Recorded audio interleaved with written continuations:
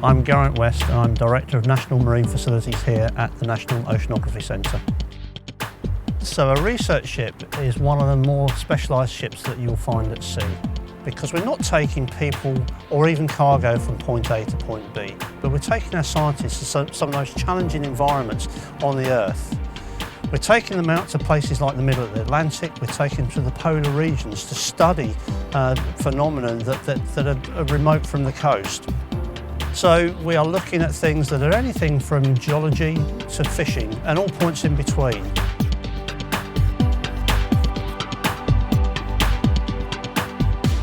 NOC operates 2 research vessels on behalf of the Natural Environment Research Council, whose main funding comes from the Department of Business Innovation Skills. So effectively, they're predominantly taxpayer funded. Planning a research cruise is a really quite intense activity that can start as early as a couple of years before the research cruise itself. The first part of this is a scientist coming up with an idea, and for a scientist, as I said, it can take a couple of years from applying for a grant to getting to sea. So we've got to translate their scientific requirements into how we deliver that with both the technology and the ship itself. And that involves a whole range of people, a small army of people that do that. My name's John Short. I'm Senior Project Manager within the Programme Management team of NMF Sea Systems. We are basically responsible for planning all of the equipment for all of the teams. We start off by talking to the scientific staff who are going to use our vessels and work with them to decide which piece of equipment from the marine equipment pool they need to carry out their science. We work out where it's going to go on the ship, which members of the technical party are going to operate the equipment, and then all of the logistics to make sure the right equipment gets to the right place at the right time with the right people. So I spend probably 80% of my time working in the office planning cruises, and then 20% of my time on board the ship operating equipment. My name is Paul Porro and I'm head of the Sensors and Moorings Group within Sea Systems, and we provide support at sea and ashore for towed vehicles, profiling vehicles and moored instrumentation. Typically a technician will do about 90 days sea time a year, and the rest of the time when they're not on leave they will be in the labs and offices preparing for a cruise. We get involved in talking to the scientists at the very early stages of the cruise, what capabilities that the instruments can do and what the type of science they want to perform. And then we'll assign equipment, we'll service equipment, we'll maintain the equipment to get ready for sea. We have a huge amount of instruments on the shelf ready, and we'll prepare those, we'll calibrate them, we'll service them and have them ready. And then once the instruments are at sea, it sails with a group of technicians who are trained, and then through the 24-hour working cycle of the ship, they will support that equipment and provide technical support, which basically allow the instruments to gather data which the scientists then look at.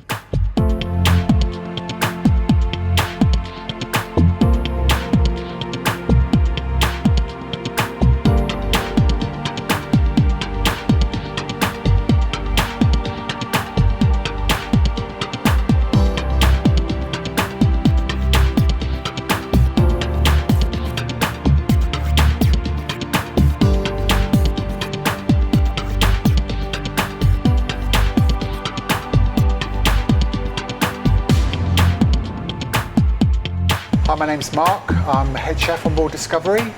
I manage the catering team, providing meals and catering for the crew and scientists on board. First thing in the morning, I'll bake fresh bread. Then I'll make soup. We have fresh soup every day. Then crack on and prepare lunch. Do a lot of salads, jacket potatoes, various fillings. We prepare the evening meal, do that during the afternoon, have a starter, a main course and a dessert. Usually have 2 or 3 choices sometimes. Try and keep it a wide variety of food, because obviously we have different scientists on board on cruises from all parts of the world. So cruise can last 4 weeks, so that's a lot of meals. I'm Amy Whalen. I'm a chef on the ship. From first thing in the morning, I start about 6 in the morning, get on with breakfast prep, do breakfast, and then I do salads for lunch and cold meats. And for the evening, I've got to get a starter done and a dessert. I wanted to be a chef in the Royal Navy from 10 years old, so I went to Sea Cadets. But this job come along before the Royal Navy, so I thought I'd take this instead, and it's worked out pretty all right. I love it. I just love cooking and travelling the world.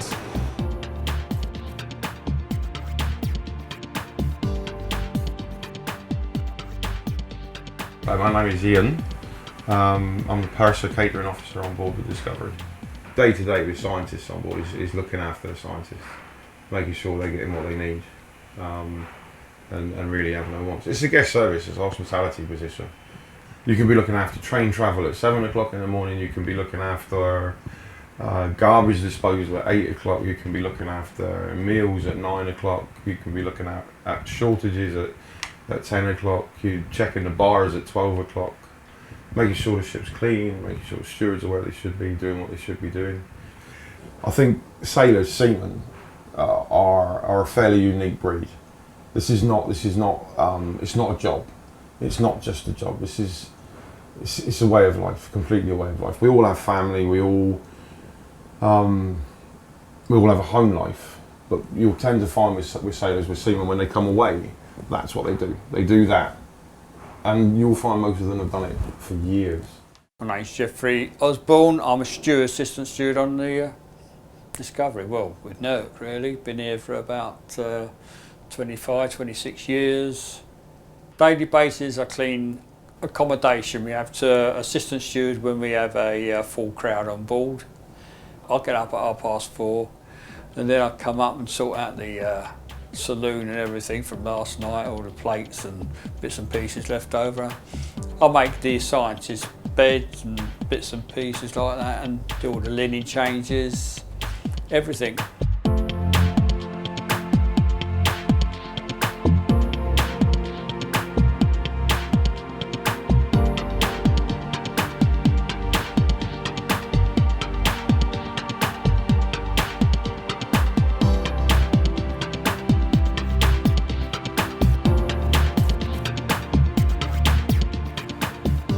During a cruise, life is non-stop.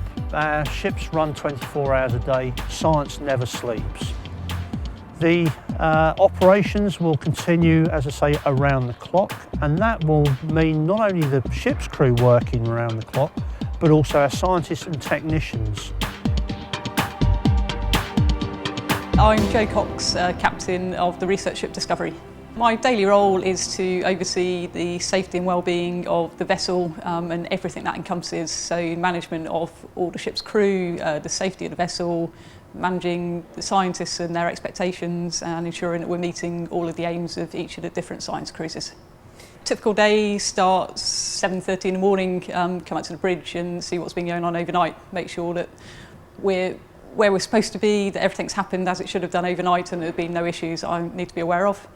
The bridge is manned 24 hours a day. We've got 3 deck officers working in rotation, and they do 4 hours on, 8 hours off each, and they drive the ship for whatever scientific deployments we need to be doing in that day. So that could be stationary work with over-the-side deployments. We can go down to about 14,000 metres on some of our equipment. So depending on water depth, really deep down, deploying, recovering scientific moorings, towing equipment, you name it, we can do it. I'm Malcolm Woodward, I'm from Plymouth Marine Laboratory, and I'm going to be Principal Scientist for the forthcoming UK Shelf Seas IJ Chemistry cruise. One thing I think this is what's called a community programme, so it brings the expertise from around the UK in together, and also then the other important thing is it does the training. So you've got big PhD students, lots of PhD students on board and postdocs. So it's an older generation, and a lot of it, and so the students are learning, but also they learn very quickly, and so they're doing the key work as well. A lot of them are doing the sort of the front end work of this. So all of that's important for the future and UK research going forwards. My name is Amandine, and I'm French. I work at the University of Otago in New Zealand, and I just came over on this cruise to do the nutrients. And a big ship like this one is actually really nice. Like everything is cool. Like the labs are really big.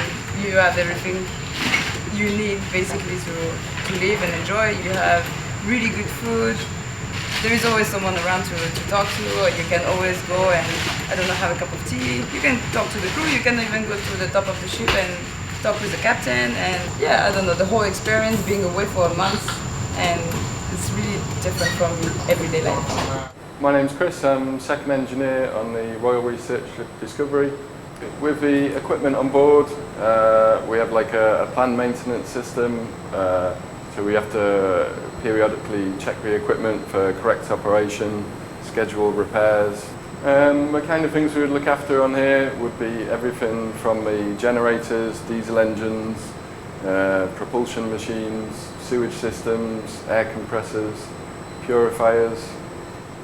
And we work 6 months of the year, or 6 months off. So there's a lot of travel, and the sort of atmosphere you get on board is like it's like a family atmosphere. Everyone sort of has to work together and help each other and look out for each other. So it was appealing. It's a lifestyle, really. The end of a cruise is very much the reverse of what happens at the beginning of a cruise. We'll be unloading the ship of all the equipment, or much of the equipment that we've had on board for the previous cruise. But a key part of it is actually unloading the results, the digital data that we'll have collected and been stored on the ship's network. But also importantly, there'll be physical samples as well. So the effort that goes together in bringing this team to plan and deliver these cruises is really important for furthering our understanding of our world's oceans. Those oceans underpin how this world operates. The impact of the oceans on the world's climate, resources, sources of food, energy is something which is vitally important for all of us that live on this earth. The fulfilment and satisfaction that this type of ship gives you is second to none. You're interacting with some fascinating, interesting people. Every trip is different. And you actually feel at the end of the day that you've made a really, really positive impact and a really, really big difference.